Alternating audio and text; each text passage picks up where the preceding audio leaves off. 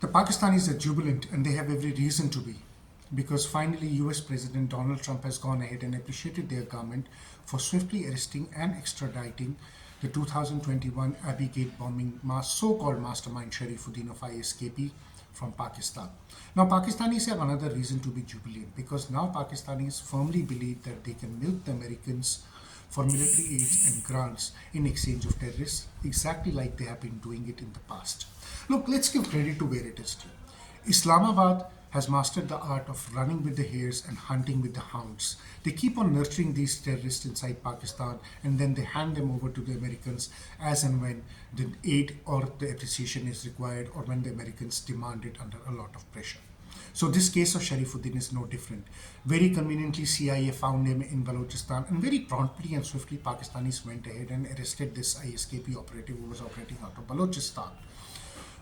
Now the question here is that for how long Pakistanis are going to milk this US system, wherein they would keep on getting military aids and grants in lieu of handing over these terrorists. We have seen it in the past as well.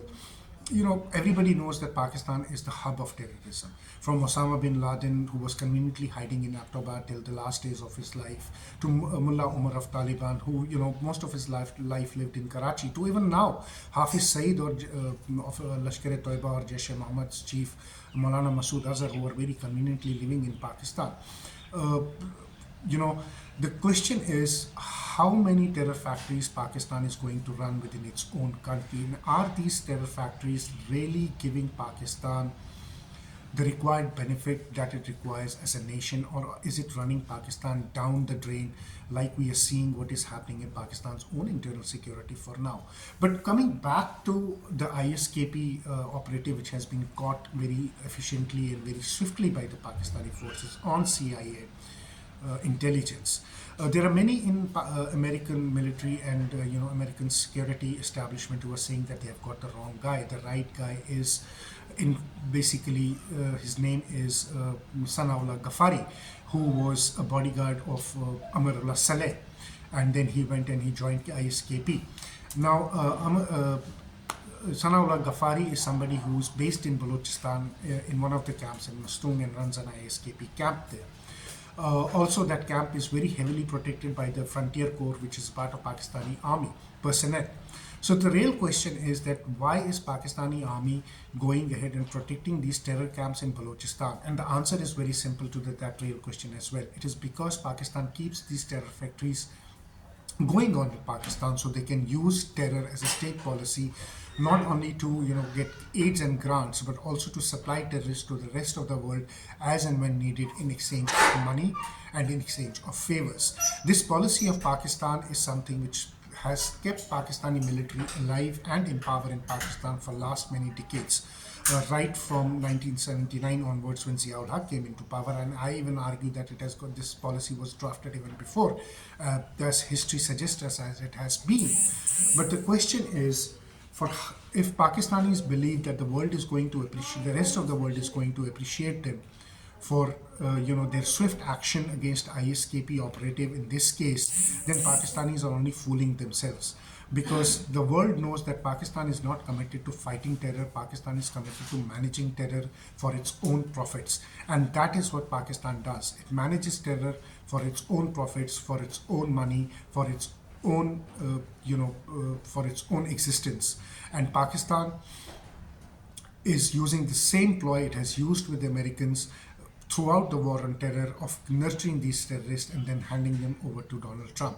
Now, the real question is, for now, Donald Trump has satisfied his own voter base and his own people in America by appearing tough on ISKP, and saying that he would not tolerate terror from ISIS, and for that, many in America are applauding him. But the point is, even Donald Trump in reality would be knowing that it will take much more and a much concentrated effort and much hard bowling with the Pakistanis to get these terror factories shut permanently in Pakistan.